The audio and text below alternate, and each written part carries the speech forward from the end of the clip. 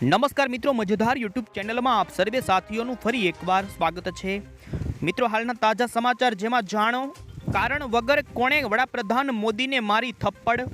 આ શું છે સમાચાર? તો બીજી તરફ મિત્રો લોકસભાની ચૂંટણીને લઈ ભાજપને આ જંગ જીતવો પડશે, ભારે વિશ્લેષકોની મોટી આગાહી, જાણો કોણ મારશે બાજી। તો બીજી તરફ મિત્રો ઈવીએમ મશીન પર લાગનારા ભાજપ પર આરોપોને લઈ અમિત શાહે કરી આ મોટી વાત। આ સાથે અરવિંદ કેજરીવાલને લઈ તો બીજી તરફ મિત્રો ગુજરાત અગ્નિકાંડ ચૂંટણીલક્ષી તમામ સમાચારોની સાથે તમારા આધાર કાર્ડને લઈ, પાન કાર્ડ સાથે જ ખેડૂતોના 2000ના હપ્તાને લઈ, નમો લક્ષ્મી યોજનાને લઈ તમામ અપડેટ આપણે મેળવીએ। પહેલા જો મિત્રો તમે અમારી આ ચેનલ પર નવા છો તો ખાસ મિત્રો આ ચેનલને સબસ્ક્રાઇબ કરી દેજો। સૌથી પહેલા સમાચાર તરફ આગળ વધીએ તો મિત્રો ઇન્ડિયન મોન્સૂન ડિપાર્ટમેન્ટ હવામાન વિભાગે આ વર્ષના ચોમાસાને લઈ અનુમાન જાહેર કર્યું। મિત્રો આ વર્ષે સામાન્ય કરતાં વધુ વરસાદ પડવાને લઈને આગાહી કરી છે। જૂન અને સપ્ટેમ્બરની વચ્ચે સમગ્ર દેશની અંદર સામાન્ય કરતાં વધુ વરસાદની આગાહી આગળ જોઈશું। તો બીજી તરફ ગુજરાતની અંદર અત્યારે દરિયાકાંઠામાં ભારે પવન 30 થી 35 કિલોમીટર પ્રતિ કલાકની ઝડપે પવન ફૂંકાવાની આગાહી હવામાન વિભાગે કરી। આગામી 3 દિવસ કચ્છ, બનાસકાંઠા, પાટણ, સુરેન્દ્રનગરને કાંઠાના વિસ્તારોમાં આંધી વંટોળના કારણે વિઝિબિલિટીની અંદર થઈ શકે ઘટાડો। આગળ જોઈશું બીજા અગત્યના સમાચાર મિત્રો રાજકોટ અગ્નિકાંડની ઘટના બાદ સરકારના કલેક્ટરોને મોટા આદેશો। મિત્રો જેમની પાસે ફાયર એનઓસી ન હોય તેમની સામે ગુનો નોંધવા માટે સરકારે જણાવ્યું। આ સાથે ધાર્મિક સ્થળો જેવા કે મંદિર, મસ્જિદ, માર્કેટ, મોલ, થિયેટર, ગેમઝોન અને શૈક્ષણિક સંસ્થાઓની તપાસ કરવાને લઈ કહેવામાં આવ્યું। રાજ્યમાં જ્યાં ઘણા લોકો ભેગા થાય એવા સ્થળોની પણ તપાસ કરવાને લઈ સરકારના આદેશો। આગળ જોઈશું બીજા સમાચાર તો મિત્રો અગ્નિકાંડને લઈ એસઆઈટીના સભ્યો સાથે હર્ષ સંઘવીની બેઠક, જેની અંદર એસઆઈટીની અંદર અત્યાર સુધીની તપાસની ચર્ચા કરવામાં આવી। આજે એસઆઈટીના વડા સુભાષ ત્રિવેદીએ કહ્યું કે આઈએસએ હોય કે આઈપીએસ તમામની સામે કડક કાર્યવાહી કરવામાં આવશે। આગળ જોઈશું બીજા અગત્યના સમાચાર મિત્રો જાણી લો આધાર કાર્ડને લઈ મોબાઈલ નંબર તમે એક આધાર કાર્ડ સાથે કેટલા લિંક કરાવી શકો છો। તો આપને જણાવી દઈએ મિત્રો તો આધાર કાર્ડ ધારકની ઉંમર ગમે તે હોય તેના પરિવારના કોઈ પણ સભ્યનો નંબર આધાર સાથે લિંક કરી શકાશે। આધાર સાથે જોડાયેલી માહિતીને જાણવા માટે મિત્રો તમારા આધાર કાર્ડ સાથે કોઈ મોબાઈલ નંબર લિંક કરાવવો જરૂરી છે। તો આપને જણાવી દઈએ તો પરિવારના કોઈ એક સભ્યનો મોબાઈલ નંબર પરિવારના તમામ સભ્યોના આધાર સાથે લિંક તમે કરાવી શકો છો। આગળ જોઈશું બીજા અગત્યના સમાચારો તરફ આગળ વધીએ તો મિત્રો લોકસભાની ચૂંટણીને લઈ અમિત શાહે વારંવાર મિત્રો ઈવીએમ ઉપર લાગનારા આરોપોને લઈ અમિત શાહે આકરા પ્રહારો રાહુલ ગાંધી અને અખિલેશ યાદવ પર કર્યા છે। એમણે કહ્યું કે 4 જૂનના રોજ ચૂંટણીનું પરિણામ છે અને તેઓ બપોરે પ્રેસ કોન્ફરન્સ કરશે। રાહુલ ગાંધી અને અખિલેશ યાદવ બંને શહેજાદાઓ પ્રેસ કોન્ફરન્સમાં કહેશે કે ઈવીએમમાં ખોટ હોવાના કારણે અમે હારી ગયા અને તેઓએ સ્વીકારી લીધું છે હારને અને તેઓ ઈવીએમ ઉપર દોષારોપણ કરશે। આ સાથે જ તેમણે કહ્યું કે તેલંગાણા સહિત બીજા અન્ય રાજ્યોમાં જ્યાં કોંગ્રેસ જીતે છે ત્યારે તેઓ ઈવીએમ ઉપર કેમ નથી ઉઠાવતા સવાલો। હિમાચલ પ્રદેશ અને કર્ણાટકની અંદર પણ કોંગ્રેસ જીતી છે, જ્યારે તેઓ જીતે છે ત્યારે ઈવીએમનો ઉલ્લેખ કરતા નથી અને જ્યારે હારવાના હોય છે ત્યારે અગાઉથી બૂમો પાડે છે તેવું અમિત શાહે કોંગ્રેસ પર કર્યા પ્રહારો। આગળ જોઈશું બીજા સમાચાર મિત્રો શું દેશની અંદર આ ટ્રેનો થઈ જશે બંધ? કારણ કે ભારતીય railway Vande Bharat express train લાવવાની તૈયારીમાં, એવામાં મિત્રો શતાબ્દી અને રાજધાની ટ્રેનો બંધ થવાને લઈ અટકળો। આગળ જોઈશું બીજા સમાચાર મિત્રો દેશના વડાપ્રધાન આ જગ્યા ઉપર સાધનામાં થશે લીન।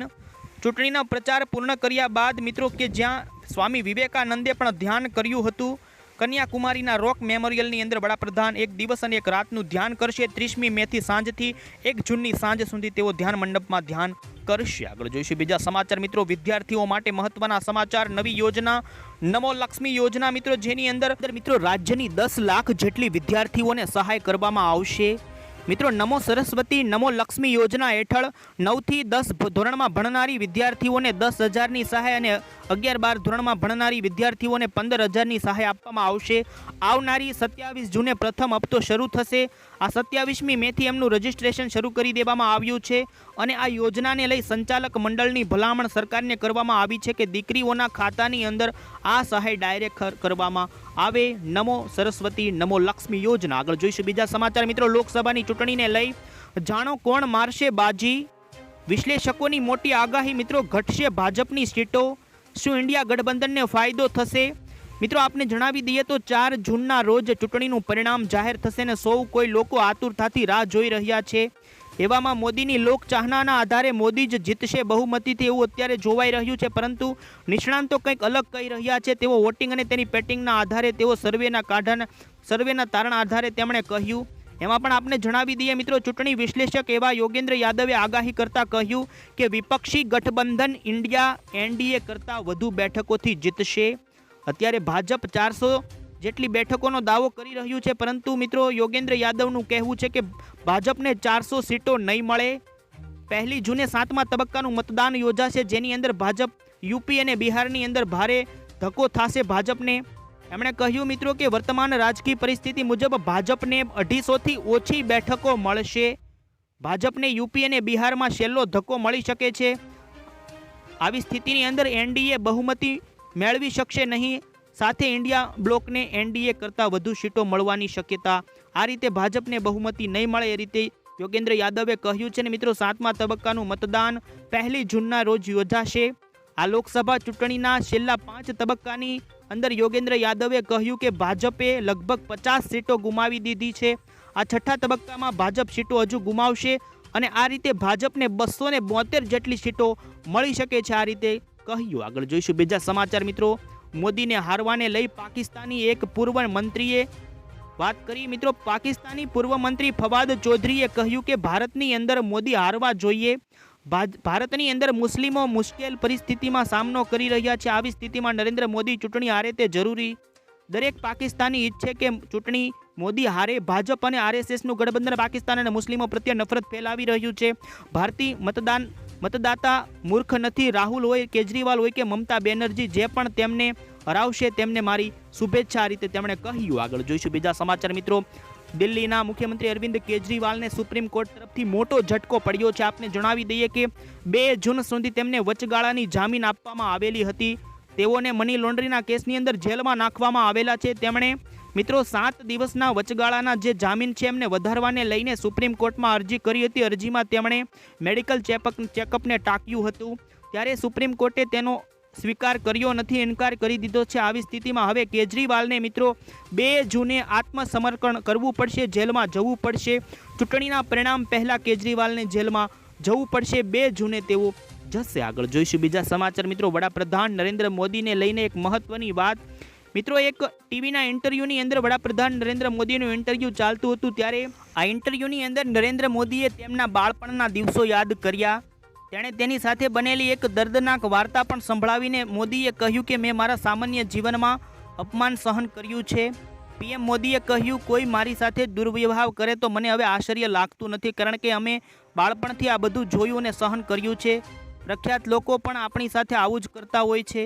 આ સાથે આ કહાનીની અંદર તેમણે જણાવ્યું કે હું જ્યારે નાનો હતો ત્યારે પ્લેટો સાફ કરવાને લઈ ચા વેચતો હતો. સાથે પ્લેટો બરાબર સાફ ન કરેલી હોય તો માલિક મને થપ્પડ મારતો. હું બાળપણમાં કપ અને પ્લેટ ધોતો હતો ત્યારે ચાની દુકાનનો માલિક પણ મને ઠપકો આપતો અને પૂછતો હતો કે તું આવું કેમ કરે છે.